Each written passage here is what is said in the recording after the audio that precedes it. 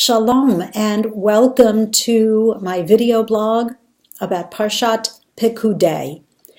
This Shabbat, in addition to being the first Shabbat of the second month of Adar, Purim is in less than 2 weeks, it's also Shabbat Chazak, because Pekudei is the final parsha of the book of Shemot, of Exodus. Chazak, Chazak, Venit Chazek. Be strong, and may we be strengthened. Now in the song Secret Agent Man, Johnny Rivers sings, "They've given you a number and taken away your name." Something similar to that. The suggestion in this song is that the man who chooses to become a secret agent probably won't live to see tomorrow. He's dispensable, interchangeable with another nameless agent. Numbers identify us everywhere. We take one at the deli counter in the DMV, and we make sure that we protect important numbers like on our Social Security and credit cards.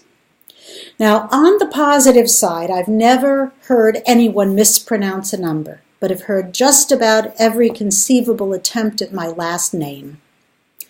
That said, our names are what makes us who we are. Whether they indicate a profession of an ancestor, the name of the town our grandparents came from, or names that we've given ourselves. Our sages teach that the crown of a good name is more important than the crown of royalty or the crown of priesthood. When we begin reading this week's Torah portion, Pekudei means records, an accounting is taken of the gold, silver, and copper.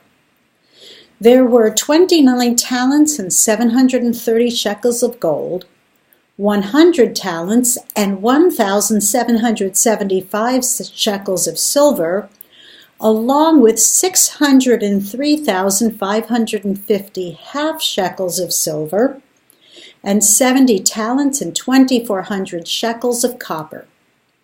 Now, other than the 600,000 half shekels, the rest were the donations to the building of the portable sanctuary, the Mishkan, in the wilderness.